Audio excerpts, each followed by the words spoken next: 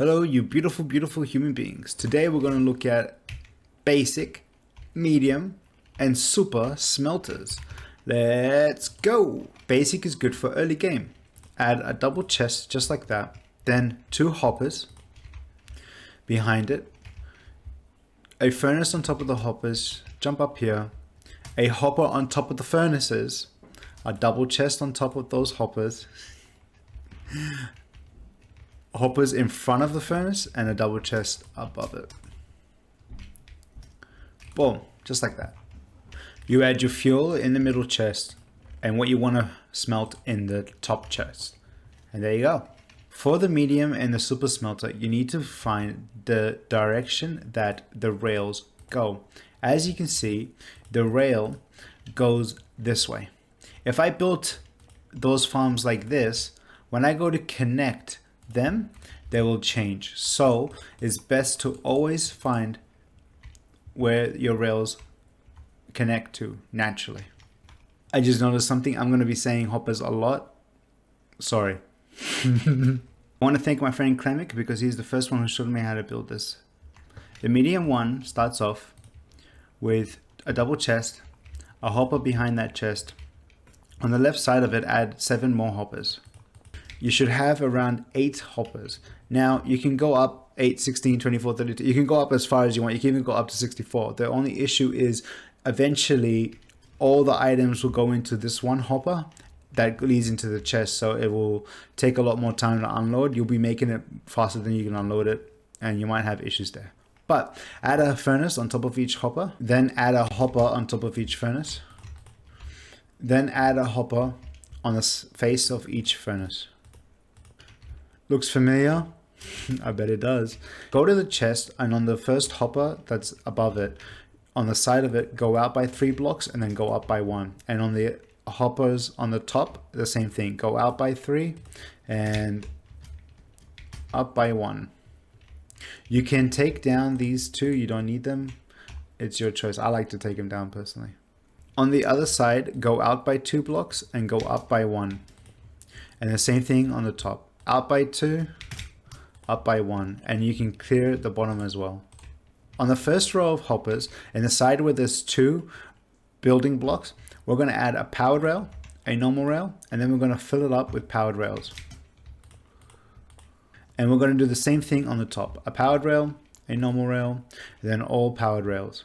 Then you want to add your minecart with chest on the side where there are normal rails.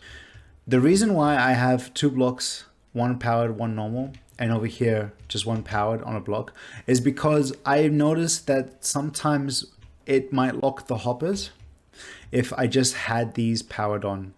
So I added an extra block just to make sure that the hoppers weren't locking and that everything was working fine.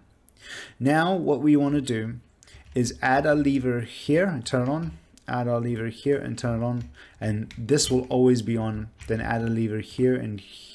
Let's go here and here, and this will activate the minecarts going back and forth.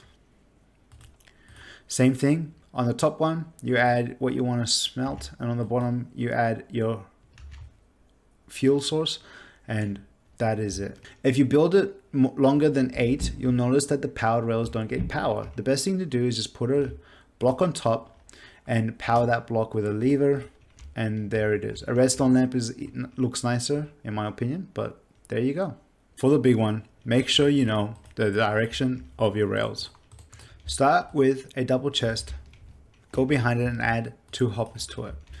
On the left hopper, add 12 more. As you can see, all of these hoppers are leading into this hopper right here. On the right hopper, add another one. Then on the side of that, add 12 more. It should look like this. You should have 14 on one and 13 on the other. The same like these 2. Add furnaces on all of them. Add hoppers in the face and add hoppers on the top. Y'all sick of me yet? I know. It's a lot of information, but we're almost there. Go to the chest, go to the hopper above it, go on the left side and add 2 blocks. Fill in this gap by 2. Then on the middle where the hoppers on the top start, add 2 blocks.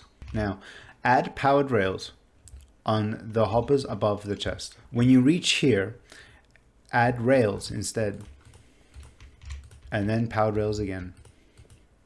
Go back to the right side, go out by 3 blocks, and up by 1. Add a powered rail and a normal rail. Behind this, go to the hopper that's facing the chest, add 2 blocks and 1 above, then add a powered rail. Then go up. On the hopper that doesn't have another system next to it, go out by 3 and up by 1. Add a powered rail and a normal rail. On the other one, next to it, where the gap was, go out by 2 and up by 1. And here, just add powered rails all the way around until you get to the end there, where you would replace them with normal rails. So normal rails and powered. You can choose to fill in the gap if you please. We do not need this block nor this block. Now add our minecarts and add our levers, but do not turn them on because this will send them there and this thing is not powered. Here you want to count 8 blocks. 1, 2, 3, 4, 5, 6, 7, 8. You want to go put a block up, put a block there, put a block there, put a block there, and why not put a block there. Then you want to power, your choice, you can just power these. As you can see, the rails are all powered on. And that is the end of the farm. The reason why we have 14 and 13 is because that's 27, and that's how many spots we have over here. The farm also, because these hoppers, one side is going through one of these hoppers and the other side's going through the other, it doesn't back up and it just works immediately. Smelting, when you smelt, when this bar goes out twice, that gives you around 58.